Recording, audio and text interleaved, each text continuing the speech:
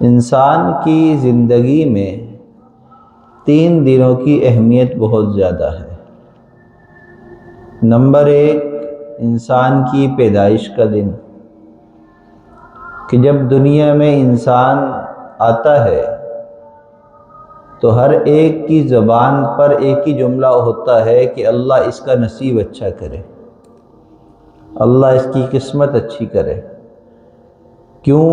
اس لیے کہ پیدائش ہوئی ہے تو اب دنیا کے اندر وہ کیا کارنامہ کرے گا یہ اس کے عمل پر منحصر ہے، اس کے ارد گرد کے ماحول پر منحصر ہے۔ تو پیدائش کا دن بہت زیادہ اہمیت کا دن ہے۔ یہی وجہ ہے کہ یوم پیدائش یاد بھی رکھا جاتا ہے۔ یہ الگ بات ہے کہ آج کل کے زمانے میں یوم پیدائش کو منانے کا انداز ہمارا غیر مسلموں والا ہو گیا ہے۔ دنیا کو دیکھ کر ہم نے رسم و رواج کو اپنا لیا ہے۔ اور دوسرا دن جو انسان کی زندگی میں بڑا ہی اہم ہے وہ ہے انسان کی موت کا دن۔ اور ہر انسان کی یہ تمنا ہوتی ہے کہ میری موت کلمے پر آئے۔ زندگی میں جیسی بھی گزار رہا ہوں لیکن دل کے اندر تمنا ہر ایک کی یہ ہوتی ہے کہ موت میری اچھی آئے، کوئی حادثہ، کوئی واقعہ، کوئی بری موت بری جگہ پر ایسی نہ ہو۔ ہر ایک کی چاہت یہی ہوتی ہے۔ یہی وجہ ہے کہ اللہ کے محبوب صلی اللہ علیہ وسلم نے فرمایا انما الاعمال بالخواتیم، اعمال کا دار و مدار انسان کے خاتمے پر ہے۔ خاتمہ جیسا ہوگا ویسے ہی اللہ کے ہاں اس کے عمل پیش ہوں گے۔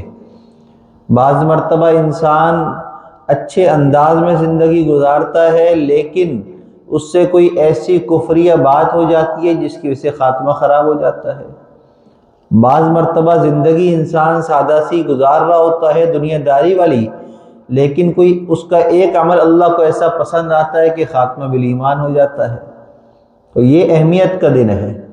اور تیسرا دن ہے وہ دن کہ جس دن قیامت کا دن ہوگا اور اللہ کے سامنے ہر انسان کو کھڑا ہونا ہوگا۔ اس کی بہت اہمیت ہے، اس لیے کہ اللہ کے محبوب صلی اللہ علیہ وسلم نے فرمایا کہ اللہ تعالیٰ کے آگے کھڑا ہونے والا وہ ہر سوال کے جواب دینے کا پابند ہوگا، اس کے قدم نہیں ہل سکیں گے جب تک کہ وہ سوالوں کا جواب نہ دے لے۔ اور اس دن وہی کامیاب ہوگا جو اچھی زندگی گزار کر گیا ہوگا، جس کا خاتمہ اچھا ہوا ہوگا۔ حضرت عیسیٰ علیہ السلام کی دعا قرآن پاک میں موجود ہے والسلام علی یوم ولدت ویوم اموت ویوم ابعث حیا۔ اے اللہ مجھ پر سلامتی ڈال دے کس دن جس دن میں پیدا ہوں، یوم ولدت ویوم اموت، اور جس دن مجھے موت آئے اور جس دن مجھے اٹھایا جائے گا، یعنی قیامت کے دن اللہ کے سامنے کھڑا ہونے کے لیے اٹھایا جائے گا۔ تو یہ 3 دن انسان کی زندگی میں بڑی اہمیت رکھتے ہیں۔ دنیا کے اندر اللہ تعالیٰ نے ہر انسان کو مہلت دی ہوئی ہے کہ تم جو زندگی جیسی گزارنا چاہو ویسی گزار کر آ جاؤ۔ ان کو بولو وضو کر کے آؤ۔ تو انسان جب تک سانس چل رہا ہے وہ اللہ کی طرف سے مہلت یافتہ ہے، جیسا یہاں پر چاہتا ہے ویسا ہی اس کے ساتھ ہوتا ہے۔ ہاں آخرت میں اور موت کے وقت جو چاہت ہے اگر اس کے مطابق زندگی گزارے گا وہ خاتمہ بھی اچھا ہوگا اور قیامت کے دن معاملہ بھی اچھا ہوگا۔ عقل مند ہے وہ شخص جو اس مہلت سے فائدہ اٹھا لے۔ اللہ تعالیٰ نے ہمیں دین اسلام عطا کیا ہے جو اعتدال والا دین ہے۔ زندگی کا مکمل ضابطہ دین اسلام کے اندر موجود ہے۔ دین اسلام کی تمام تعلیمات کلی ہیں، مکمل ہیں، اس کے اندر کوئی کمی نہیں ہے، نہ اس کے اندر ہمیں کسی اضافے کی ضرورت ہے۔ پیدائش سے لے کر موت تک جتنے بھی حالات ہیں ان تمام حالات میں ہم جب بھی قرآن سے دین اسلام کی تعلیم سے رہنمائی رہبری لینا چاہیں تو ہمیں بآسانی ملے گی، اس کے اندر کوئی پریشانی کی بات نہیں ہے۔ ہر مسئلے کا حل بھی موجود ہے، ہر مسئلے کے لیے رہنمائی بھی موجود ہے۔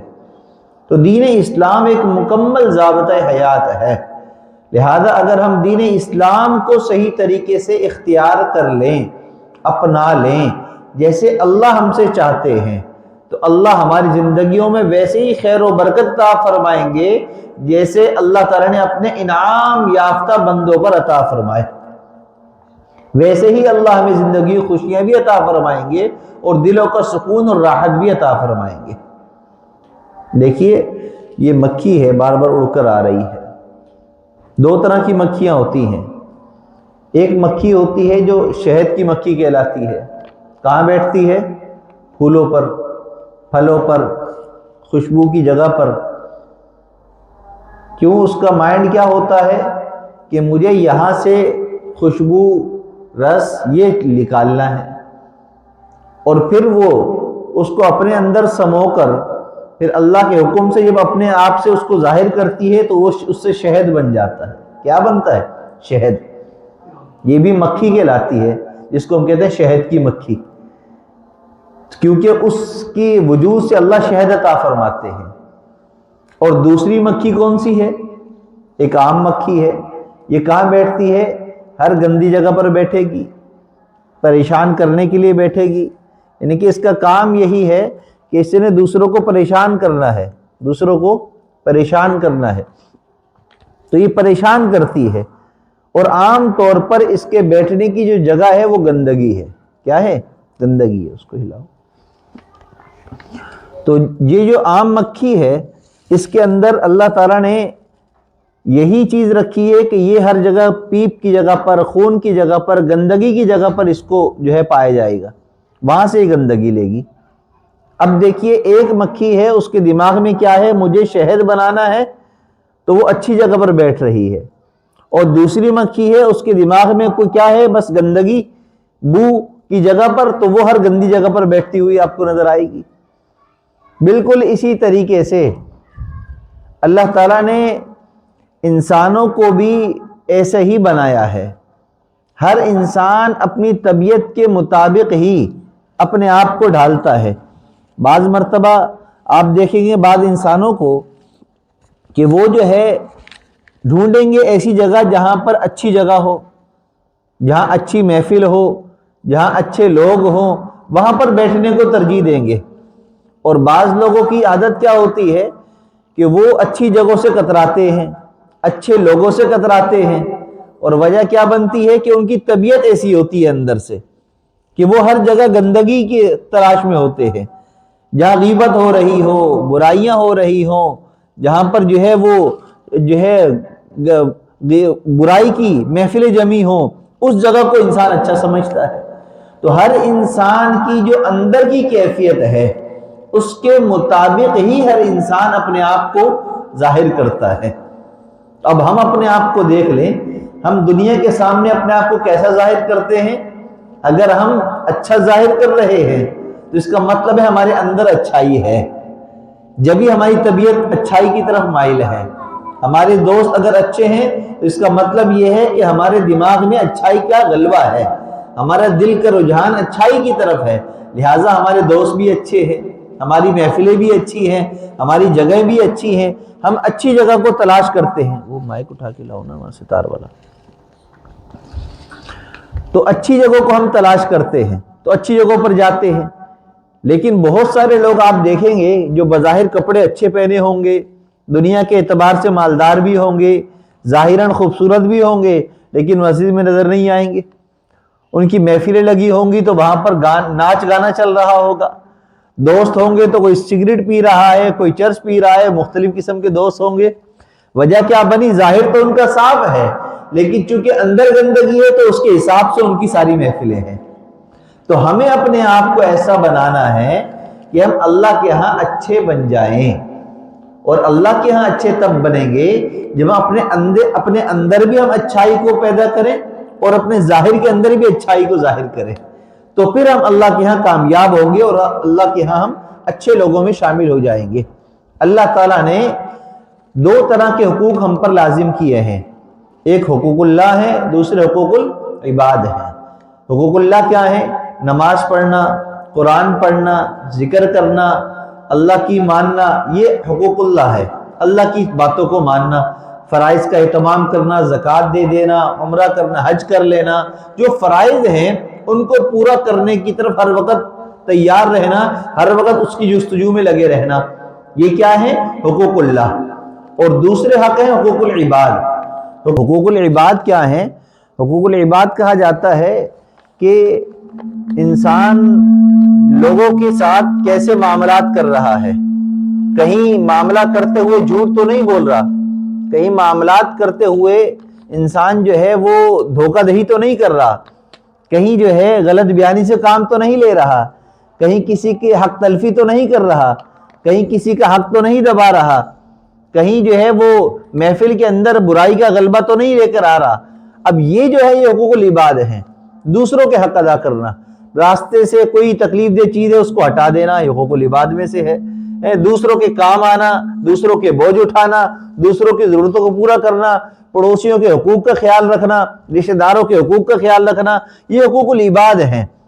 اب دنیا میں آپ کو دو طرح کے انسان نظر آئیں گے، بعض لوگ ایسے ہوں گے جو حقوق اللہ کو تو بہت اہتمام کر رہے ہوں گے، لیکن حقوق العباد کی طرف ان کا دھیان نہیں ہوگا۔ نماز، روزہ، حج، زکوٰۃ، عبادات خوب ان کی چل رہی ہوں گی، لیکن لوگوں کے ساتھ بد اخلاقی سے پیش آ رہے ہیں، لوگوں کے ساتھ جو ہے نا حق تلفی والا معاملہ کر رہے ہیں، لوگوں کو کی آرام کا خیال کیے بغیر ان کی تکلیف کا ذریعہ بن رہے ہیں۔ مثال کے طور پر نماز پڑھنے آ رہے ہیں، اب گھر سے نکلے نماز پڑھنے کے لیے، اور نماز پڑھنے آتے ہوئے راستے میں کسی کو دیکھا، کسی نے کوئی بات کی تو اس کو برا بھلا کہہ دیا، کسی سے کوئی بات ہو گئی تو اس کو جو ہے معاف کرنے کے بجائے اس کو گالی دے دی، یا گھر سے نکلتے ہوئے گھر والوں نے کوئی بات کر دی تو گھر والوں کو باتیں سنا کر نکل آئے۔ بھائی حقوق العباد کا خیال نہیں ہے، حقوق اللہ کو ادا کرنے کے لیے جا رہے ہیں۔ اور بعض لوگوں کی عادت کیا ہوتی ہے کہ یار ہم اپنے بیوی بچوں کا پیٹ پال رہے ہیں، اپنے ماں باپ کی بات مان رہے ہیں، سب کر رہے ہیں، اچھے طریقے سے زندگی گزار رہے ہوں گے، رفاہی کاموں کے اندر بھی بڑھ چڑھ کر حصہ لے رہے ہوں گے، لیکن حقوق اللہ کی طرف دھیان نہیں ہوگا۔ لوگوں کے لیے اچھائی کا کام کرتے ہوئے نماز کی فکر نہیں ہوگی، قرآن کی تلاوت کی فکر نہیں ہوگی، پاکی ناپاکی کی فکر نہیں ہوگی، باقی سارے کام اچھے ہو رہے ہوں گے۔ تو دین اسلام اعتدال والا دین ہے۔ دین اسلام ہمیں یہ تعلیم دیتا ہے کہ جس طرح تمہیں حقوق العباد ادا کرنے ہیں، اسی طرح تمہیں حقوق اللہ بھی ادا کرنے ہیں۔ جس طرح تم حقوق اللہ کی جو ہے تعلیم دیتے ہو، تربیت دیتے ہو، اس کی طرف آگے بڑھتے ہو، تو تمہیں حقوق العباد کا خیال بھی رکھنا ہے۔ تو دونوں باتوں کا خیال رکھ کے اگر ہم چلیں گے تو انشاءاللہ ہمارا معاملہ آسان ہو جائے گا۔ مولانا روم رحمۃ اللہ علیہ نے ایک نصیحت آموز واقعہ لکھا ہے اپنی کتاب میں، فرماتے ہیں کہ عطار تھا، عطر فروش، اس نے جو ہے ایک طوطا پالا ہوا تھا، اور طوطا ایسا تھا کہ اس کو اس نے بولنا سکھایا تو وہ بولنے لگا، اور ہر ایک سے خیر خیریت لیتا، بات چیت کرتا وہ طوطا۔ اب عطر فروش تھا، عام سا بندہ تھا، اپنی نماز روزہ بھی چل رہا ہے، کاروبار بھی کر رہا ہے۔ اس کا طوطا یہ کرتا کہ جب کوئی گراہک آتا تو اس کو سلام کرتا، تو خوش ہو جاتا گراہک، سلام کا جواب دیتا، پھر اس سے خیر خیریت لیتا، یعنی باتیں کرتا۔ اب کسی نے دیکھا کہ یار یہ باتیں کرتا ہے، وہ ایک دفعہ عطر لے کے چلا گیا، دوبارہ نکلا عطر لینے کے لیے، اس نے کہا کہ یار اسی دکان پہ جائیں گے جہاں وہ طوطا ہے نا، اس سے بات کریں گے۔ اب کسی کے ساتھ بچہ آ گیا تو بچے سے اس نے بات شروع کر دی طوطے نے، تو بچہ اتنا خوش ہوا کہ ہر تھوڑے دن کے بعد ابو کو پکڑ کر لا رہا ہے دکان پر، طوطے سے کو دیکھنے چلے، باتیں کریں گے اس سے، اس چکر میں اس کی دکان خوب چلنے لگی۔ اب بازار میں اتنا مشہور ہوا کہ جس کو بھی عطر لینا ہوتا دور دور سے اس کی دکان پر آتے، کیوں؟ طوطا رکھا ہوا ہے جو باتیں کرتا ہے، تو اس کی باتیں اتنی اچھی لگتی لوگوں کو کہ لوگ اس کی طرف مائل ہوتے، جس کی وجہ سے دکاندار کا کاروبار خوب چلنے لگا۔ ایک مرتبہ ایسا ہوا کہ وہ رات کے وقت دکان جب بند کر رہا تھا تو اس طوطے کو اس نے پنجرے میں بند نہیں کیا، ایسے ہی کھلا چھوڑ دیا، بھول گیا۔ اتفاق سے رات کو طوطا دکان میں تھا، وہاں بلی آ گئی، جب بلی نے میاؤں کیا تو طوطا ڈر گیا، جب ڈرا تو وہ ایک دم اڑا، تو شوکیس میں اب شیشیاں رکھی ہوئی تھی، وہ اڑا تو اس کو کیا پتا یہ کیا ہے، وہ شیشیوں پہ جا کر بیٹھا تو وہ شیشیاں گر گئی، پھر بلی نے میاؤں کیا تو پھر وہ اڑا۔ تو 2-3 دفعہ بلی کے ڈرانے کی وجہ سے طوطا اتنا ڈرا کہ بہت ساری شیشیاں بھی اور شیشے بھی ٹوٹ گئے۔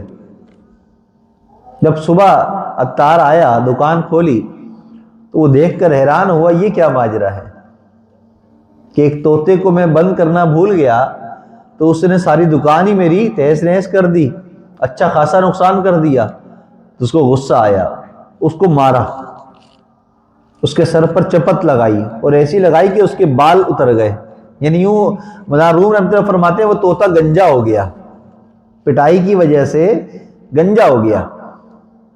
اب جب اس نے اس کو گنجا کر دیا اور پنجرے میں رکھا تو وہ خاموش ہو گیا، اس نے بولنا چھوڑ دیا۔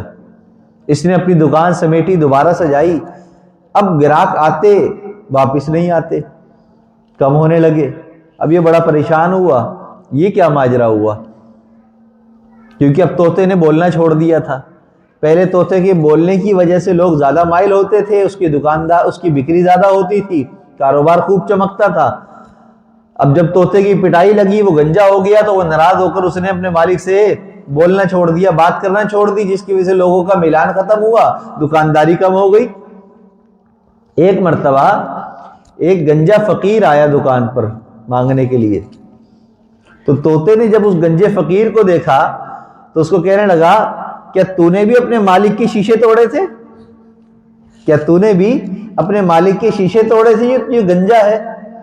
مولانا روم رحمۃ اللہ فرماتے اس واقعے میں ہمارے لیے نصیحت ہے، اور نصیحت کیا ہے کہ ہمیں بہت ساری چیزیں ایسی ہیں جن سے بعض مرتبہ تھوڑا بہت نقصان بھی ہو رہا ہوتا ہے، لیکن انہی چیزوں کی وجہ سے اللہ تعالیٰ ہمیں رزق عطا کر رہے ہوتے ہیں تو ہم ان کی قدر نہیں کرتے، تو ناقدری کی وجہ سے بعض دفعہ ہم محروم ہو جاتے ہیں اللہ کی نعمتوں سے۔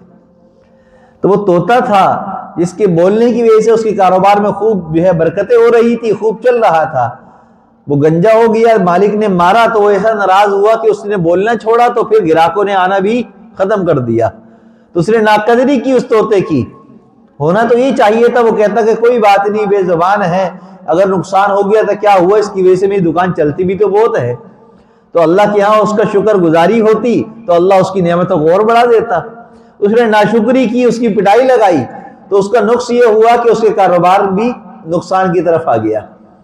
اور فرمایا کہ اس طوطے نے جو کہا کہ تو نے اپنے مالک کی شیشیاں توڑی ہوں گی، شیشے توڑے ہوں گے، جبھی تو گنجا ہے، تو اگر ہم دیکھ لیں تو ہم اپنے مالک ملک کی طرف دیکھیں، مالک کائنات کی طرف دیکھیں کہ کہیں اللہ تعالیٰ کی ہم نے کوئی نافرمانی تو نہیں کی جس کی وجہ سے ہم پر برے حالات آئے ہوئے ہیں، جس کی وجہ سے ہم بے روزگار ہوئے ہیں، جس کی وجہ سے ہم بیماریوں کے اندر مبتلا ہوئے ہیں، جس کی وجہ سے ہم بے چینی اور بے سکونی کے عالم کے اندر ہیں۔ اصل زندگی کیا ہے؟ مال و دولت کا ہونا؟ اصل زندگی کیا ہے؟ عیش و آرام کا ہونا؟ نہیں، اصل زندگی تو دل کا سکون ہے۔ اللہ کے محبوب صلی اللہ علیہ وسلم فاقوں سے ہیں، کھانے کو نہیں ہے آپ کے پاس، لیکن دل کا سکون آپ کو میسر تھا۔ آپ مٹی کے اوپر بھی لیٹ جاتے تو آپ کو سکون کی نیند آیا کرتی تھی، اور یہی چیز صحابہ کرام رضوان اللہ علیہ مجمعین میں آئی کہ اللہ کے محبوب نے ان کی تربیت ایسی فرمائی کہ ہر طرح کے حالات کے اندر ان کو دل کا سکون حاصل رہا۔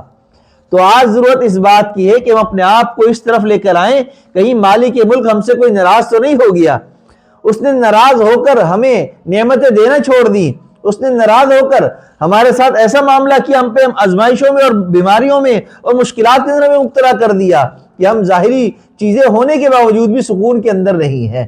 تو اگر ایسا ہی ہے تو ہمیں غور کرنا چاہیے اس بات پر۔ اللہ کے محبوب صلی اللہ علیہ وسلم نے ایک دفعہ صحابہ کرام سے یوں فرمایا کہ پہلوان کون ہے؟ صحابہ کرام نے فرمایا کہ یا طاقتور ہو، بڑے جسم والا ہو، تو آپ نے فرمایا کہ نہیں، فرمایا کہ پھر آپ ہی بتا دیجئے پہلوان کون ہے؟